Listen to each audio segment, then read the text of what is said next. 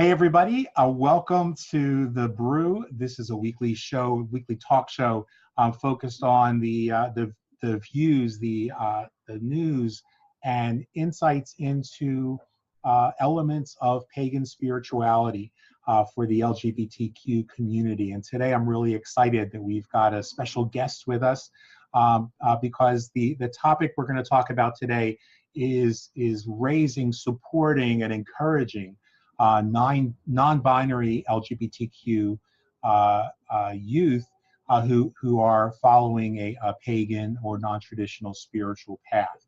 You know, 170 to 180,000 youth between the ages of 13 and 17, according to a UCLA study, identify as either transgender or non-binary. And that's about 0.7%, which is very similar to the 0.6% of all adults whom we know identify as non-binary or gender non-conforming or transgender. And today we can see more than ever before that youth are rejecting binary thinking. Whether they themselves identify as non-binary or not, they're rejecting this idea of binary thinking. They're rejecting this idea of labels being carved in stone in terms of gender, sexual orientation, and just about any other aspect of our worldview. And we're beginning to see that spill over into the leadership of this country as well, as we see with amazing leaders coming to the fore in the political sphere, in our social and service spheres. And so today I'm really excited because we have a special guest with us, a brother of mine for, I would say, going on 10 years now, probably. Oh, yeah.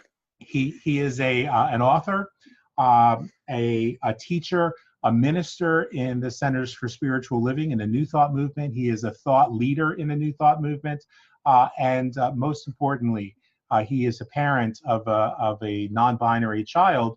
And today we're going to talk about that experience. We're going to talk about the experience of raising, supporting, loving, and nurturing a child who is non-binary and a child who is on a non-traditional spiritual path, if you will. I hate to use that word non-traditional because really when it comes to the wisdom traditions and pagan traditions and witchcraft and all of that, we're probably more traditional than any of the things that we think of as traditional religion, since we were the guys that were there first. But you guys understand where I'm coming from. So Robert Brzezinski, thank you for being our guest today, and just jump right in, because now with using Zoom, I don't have to control the camera. It'll do it all by itself. Exactly. So, well, and thank you. And it is wonderful to be with you. Yes, it's been like a decade now that we've been having these conversations, and we've watched each other grow. You've watched my family grow from the time when I was a brand new father to the point where our eldest is, and I'll invite you. You'll learn our languaging as we go along here, folks. If I say anything that's a little strange, we'll get to it. But my eldest, or my firstborn, which is how they prefer to be recognized or how they prefer to be addressed, is finishing up their first year in high school, finishing their freshman year in high school. And you touched on so many different avenues we could explore in this conversation. However, the one that I think is most prevalent is it really comes back to the labels. And the kids today, no matter what the age, no matter what the choice, no matter what the orientation or preferences, there is a wholesale rejection of the labels. Now, I can look at my life and self-analyze myself and say, hey, I was a real early forerunner of the indigo children. I was actually so far of a forerunner of indigo, I probably bore light blue. I don't know. But which would immediately preclude that, well, my children would fall in and be crystals. If I'm an indigo, it follows my children are going to be crystals. And well, early in life, I started looking for those signs in them. And what I found is they've even transcended our perception of what they are, of who they're here to be on the planet, of where they're here to make a difference and really change the world.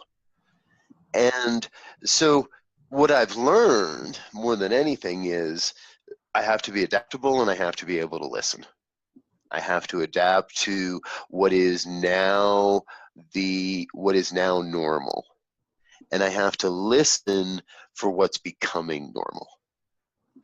Now, as a father, when you come from a fairly binary background, a fairly traditional background, I mean, I'm a straight white guy when it comes right down to it. With purple hair. With a little, yeah, with some purple hair, and I've been known to do some multicolors and all kinds of crazy stuff, right? We kind of chatted about this a little bit in chat, and I recently heard a friend of mine say this: why did they have to give up their queer card just because they made a choice that appears to be in alignment with traditional sexuality? This woman married a man, but does that immediately mean that she's no longer an ally, no longer bisexual, no longer however we're playing our roles in life, however we're enjoying our lives? No, she's just the same person she's always been. I'm still the weirdo, freak, hippie, mystic, visionary guy within. And what I'm being called to is allowing my children to have the life that they feel called to support them and nurture them along their journey of exploring and determining, well, what does it mean when I'm this way? And both my kids are still, the word sex still gets dad, that's the worst dad joke in the world. So, by the way, do you know how you can tell when a dad joke is a real dad joke? How? It's apparent. So, if you didn't laugh at that, folks, you can, John Michael will get you my address. You can, send your complaints directly to me. But so, back to the point. I have to be able to listen to what the emerging generations are asking for, and then adapt to support them in bringing that forward themselves. Because what they're not asking for is they're not asking for me to go do it for them. They're not asking for me to provide. They're asking space to figure this out themselves. And they're asking for a safe space to figure this out themselves. And what does that look like? Let's talk a little bit about what it looks like in your experience to create that space, because you've clearly done such a great job, doing so. Thank you. There's that points directly to, I think, one of the toughest things I've learned along my personal spiritual journey, and the toughest thing to practice. And it's radical inclusivity. And that means everybody's right. Everybody's point of view is right. Everybody's perspective is right. Everybody's labels of themselves are right. Everybody's labels of other people are right. Maybe not always productive, maybe not always helpful, but their perception, you and I, of anyone in the world is right for them. And I have to be okay and open to letting you be right with who you are, and still maintain healthy boundaries, and still be able to say, oh wait, that's a line we don't cross. So in all this openness, there do have to be the rules of the road. Now, my wife and I, from a long time, from very early on, subscribed to a parenting philosophy called Love and Logic. Now, some of listeners may be familiar with it. If not, go look it up. Type it into Google, Love and Logic. You'll get a ton of resources. And there's a lot of heartfelt, heart-centered ways that we can work with our children, regardless of how they wish to identify, or how they wish us to identify them. I'll give you a great example. One of the tenets, if you will, is treat your parents with the same respect that they treat you. That's something that's been on the refrigerator since before the kids could read it.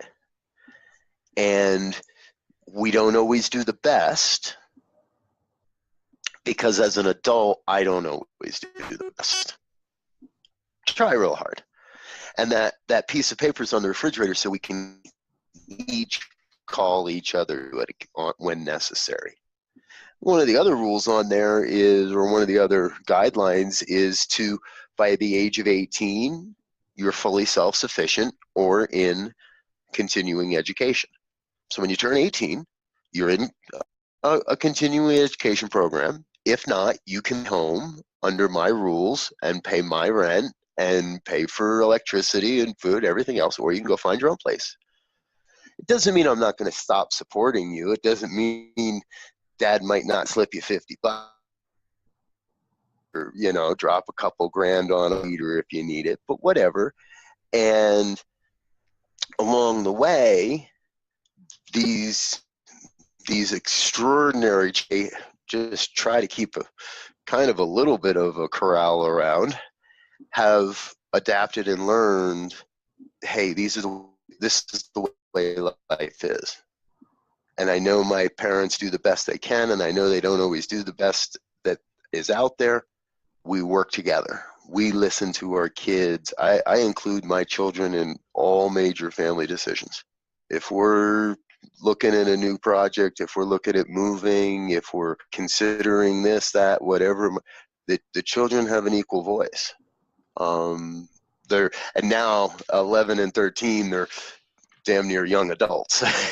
We're breaking into that young adult age. So I listen to what they're asking for, and I adapt how I respond to them and what I can provide them within a healthy, what I believe is a healthy philosophy, a healthy set of boundaries, and a healthy rule set. Will I break the rules occasionally? Sure. Will I let my kids break them? Well, they're going to. They got to learn the consequence of that. Do I go march in a pride parade with my kids? Absolutely. My youngest has a fabulous pixie hat, rainbow colored pixie hat. Now, my youngest child has not expressed any preference, desire, identification, binary, non-binary, fluid, non-fluid. No, that's just not part of their experience. But they love the hat because the hat represents support for my eldest. And to me, that's more valuable than anything. When kids are supporting each other, when the youth are working together, well, then that's how we change the world.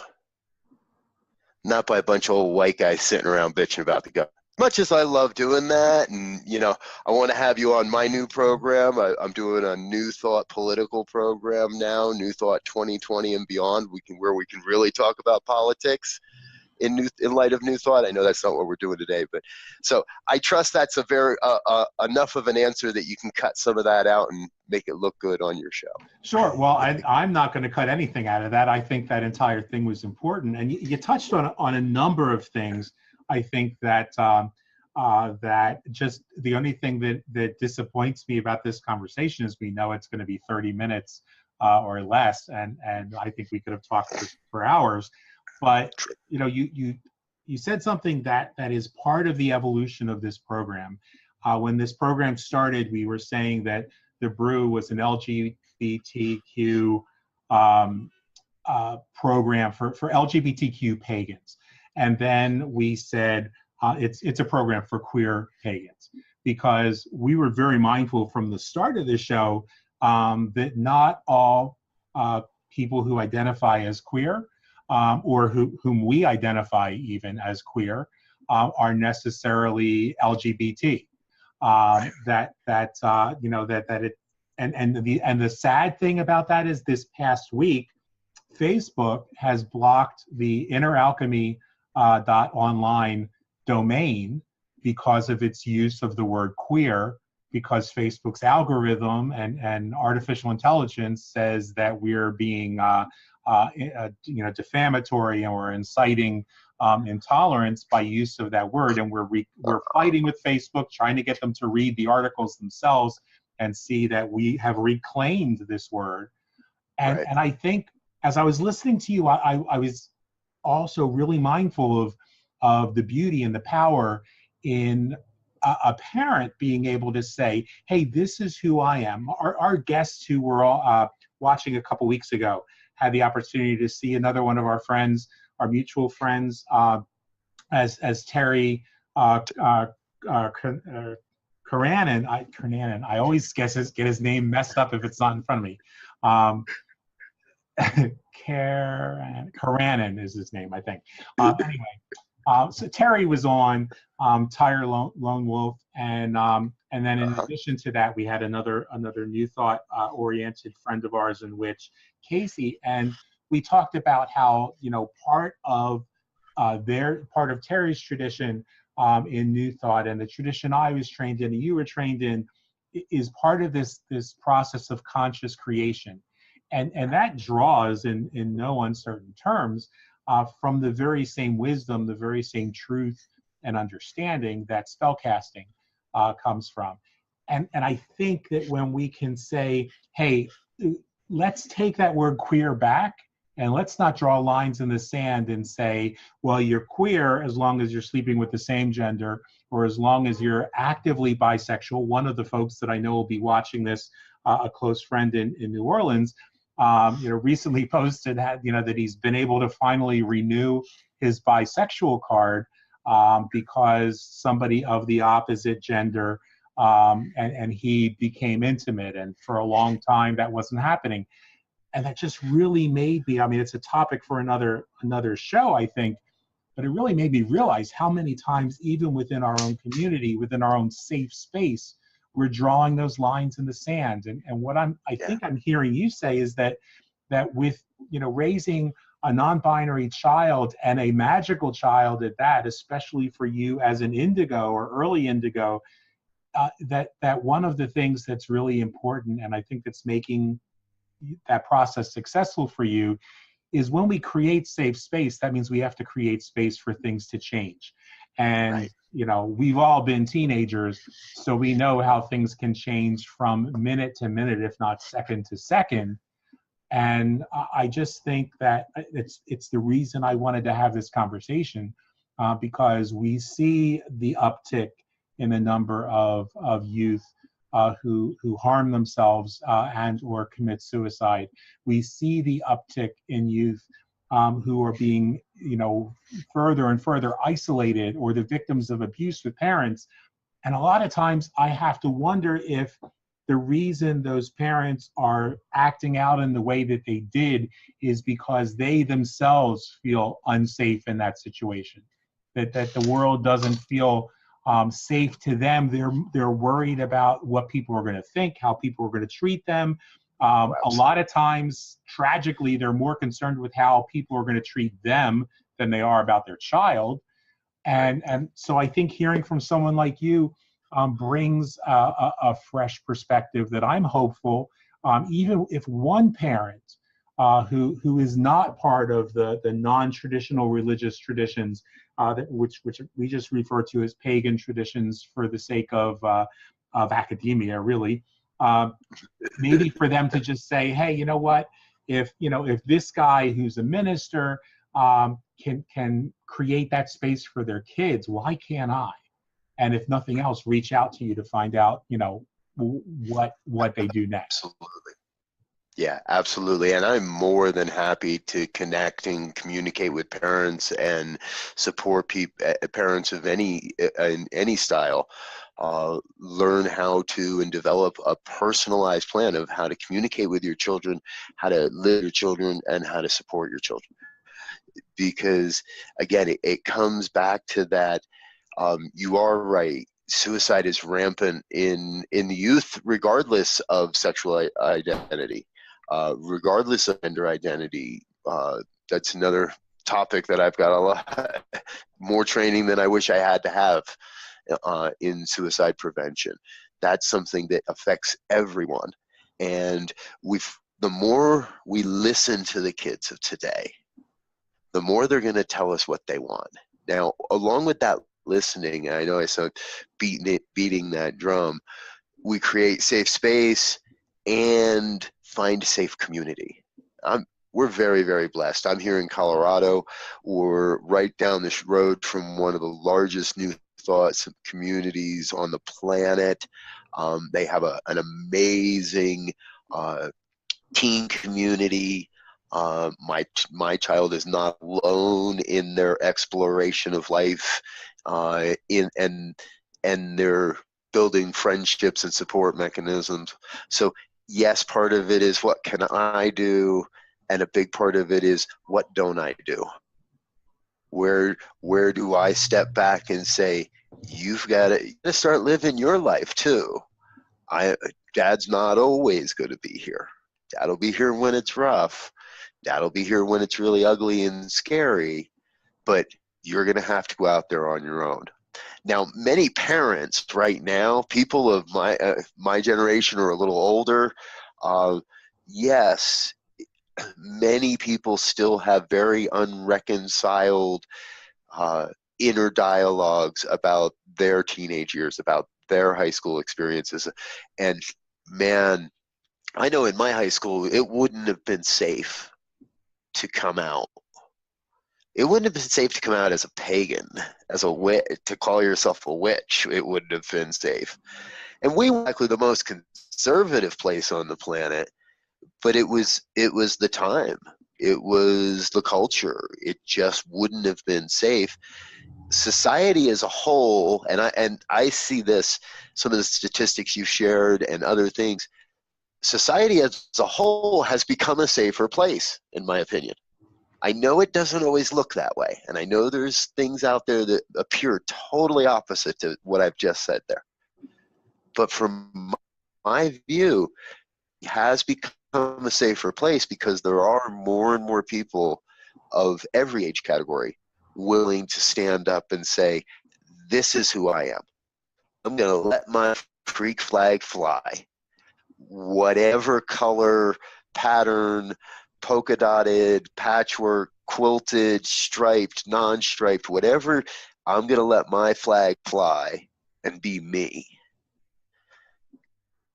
And for the most part, people rally up around you. Well, people will show up and say, I support you, I love you, right?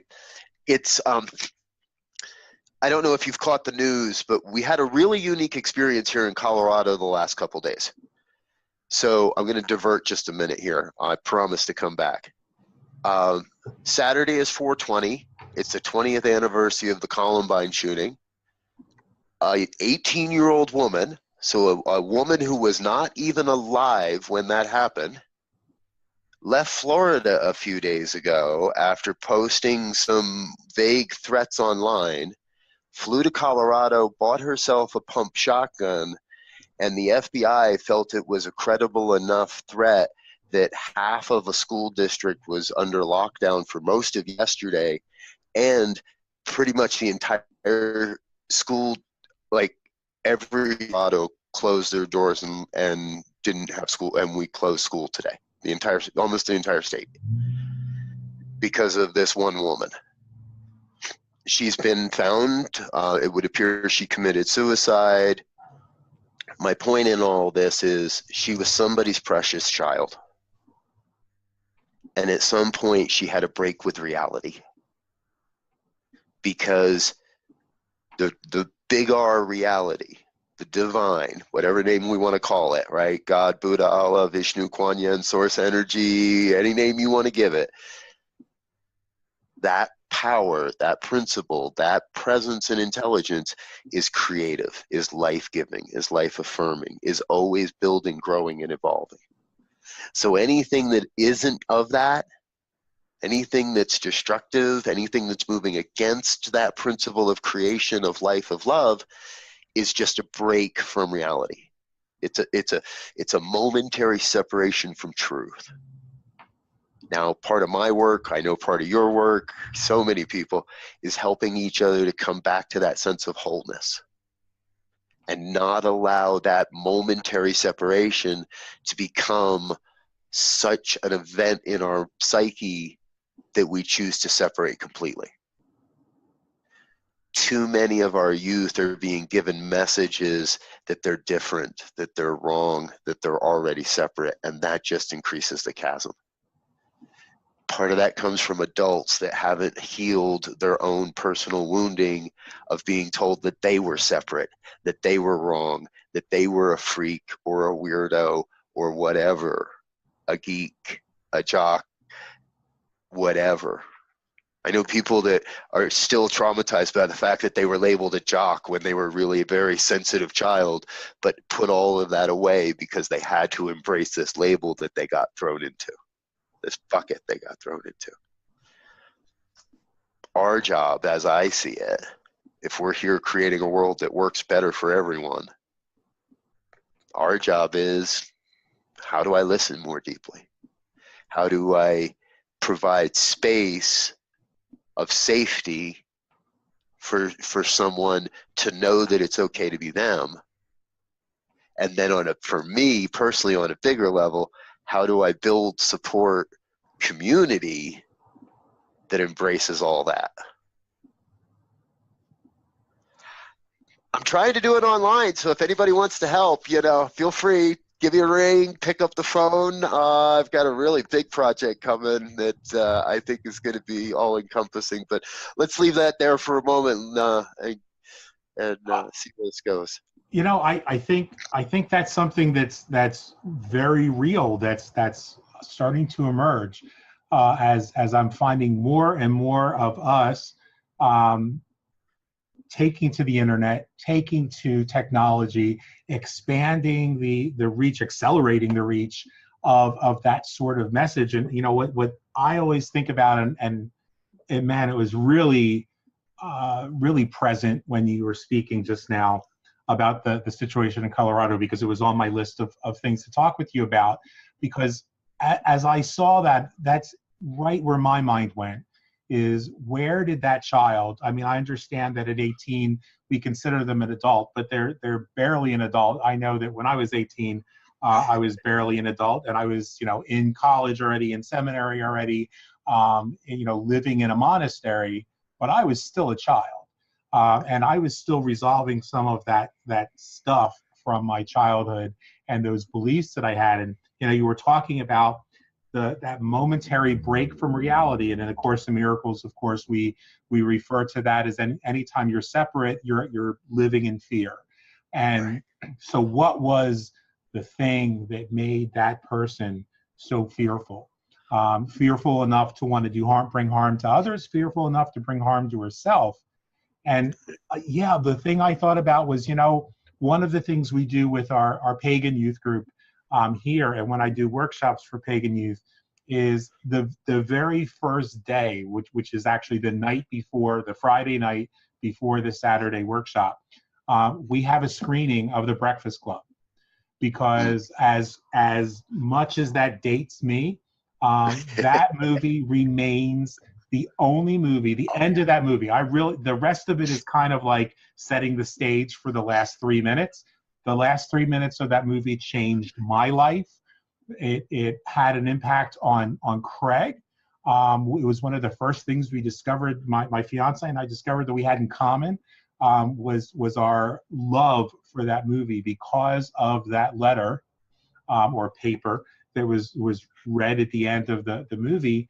And I think that it's the best thing I can do, not as just as an adult in this world, and as a as a pagan, as a witch, a metaphysical adult, reaching out and saying to our youth, it doesn't matter whether someone else labeled you or you labeled you.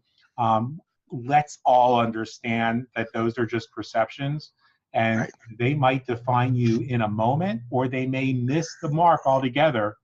But in the big picture, let's talk about the truth of you. And so my question for you, I'm mindful that we're running out of time here, but I think one of the big things that you said, and I think it's so wonderful, I think it's so awesome, and I'm hoping that some of the kids that might be watching this program some of the younger folks that are watching this program realize that there are people like us out there.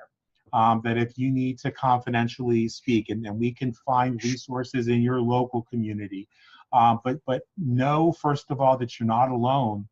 And I want to personally applaud you, because the big thing we could do as adults is not to guide the youth step by step and sort of smother them, because if a child is in fact non-binary, if a child is in fact a magical child on a magical path, we know that the magic itself will sustain them if we create the safe space. In witchcraft, we in certain traditions, we cast a circle to create safe space. Right. And so I hope that we as practitioners of the esoteric, practitioners of the occult, that we maybe make a better attempt, a better effort at casting safe space around these kids wherever we see them. They don't have to be your kids. When I walk down the street, if I see a kid that has that twinkle, that glow, that where I know that's an extraordinary child, I immediately just send that energy to cast safe space around them, because I don't know what their home situation is. I don't know what their school situation is, but I know that far too often some of the brightest and some of the best lights in our society get snuffed out because the pain is too great, and there is no one there to say you haven't lost your connection. The people that are judging you have, and I think you deserve, you and Laura both deserve applause and accolades, and we welcome you guys back on the show anytime. As a family, I think it would be awesome to have your entire family on here for an interview sometime, if that's cool. That would be fun. I'll look into that one. And, in closing, you remind me of something, and I think it's probably really, it goes so far in support of these kids. And that is, it's a concept called praising versus prizing. Now, if I praise you, I'm going to say, oh, that shirt looks fabulous on you. But that gives you a chance to say, oh, this old thing? No, this is, rather, that's praise. I don't need to lump praise on kids. They can see that bullshit a mile away, and they don't buy it, and they immediately will turn off. But if you can look at them and authentically prize them, I think that color looks fabulous on you. That color hair looks really, I think that color hair looks really good on you. They can't argue with it, and they have to take it in. And that energetic, that's the vibration you're talking about. That's the energetic. To be able to say, hey, I think that shirt looks really good on you. Or, hey, I think you did a really great job out there on the soccer field today. Hey, you did really, really well in that orchestra concert. Let the kids, not just your own kids, we do that to our own kids pretty, but do I say that to other kids? I try to. So just like you're saying, when I see that twinkle, but I can also see that kid's wondering, that's just perfect time. If you're out, just a little something. Hey man, that looks really good on you. Keep it up. It goes a long, long way towards letting kids know that they're real people. They're human people. They're real people. They've got a purpose here. They're going to accomplish something. Again, we're here to support it. And I know we could go on and on and on. So yeah, let's do this again. I'm sure we could get hours and hours of good stuff out of this. Absolutely. And I'll look forward to your show when that comes out, and being part of the conversation there. Folks, as we're doing this on a different platform than we normally do, I just want to let you know that in post-production, we will be putting all of Reverend Brzezinski's contact information on the screen at the end of the program, as well as probably throughout the show, maybe flashing some of that on the screen too, as well as some resources for both for parents and for the youth themselves. If you happen to be looking for for a community or for a support organization, reach out and let us know if nothing else, and we'll do our very best to find that for you. And so I thank you, Robert, for being here today. It was wonderful, as always, to see you. Mad love to you and the entire family. And to those of you that are watching us, I apologize that we couldn't do this live so that you guys could interact and ask questions, but feel free to do so in the comments below, and I'm sure that Robert and I will both be happy to answer those. And as we leave today, as we say at the end of every one of our programs, and it's really something that is just the core of who we are, of what I hope to bring to this program. It also is a nod to one of my primary teachers, Reverend Dr. Kennedy Schultz. But I encourage you to return to the moment, because that's the point of power. No matter how fearful, no matter how angst, no matter what perceptions that you may have or misperceptions you may have, no amount of fear can keep you from returning to the present moment, because that's where the power is. Be grateful for what you've got right now. Know that you are safe.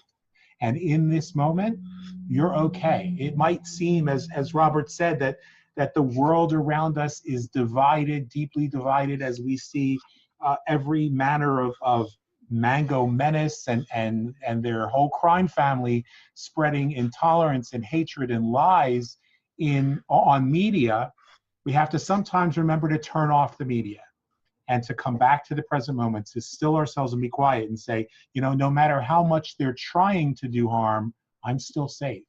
No matter how horrible I feel inside when I see beautiful artwork and magnificent architecture destroyed, right now I'm still safe. And those that I love are safe. And nobody was harmed in that experience. And when we bring great gratitude to that moment, we allow ourselves to become open, to receive more, because we're never going to be happy with more if we're not happy with what we have right now. And because of that, as Dr. Kennedy Schultz would say, we can rest well in the knowledge that the best is yet to come. Thanks for tuning in, guys. We'll see you soon. Robert, I love you. Give Laura and the kids my love, and we'll talk to you soon. Absolutely. Peace and blessings, everyone.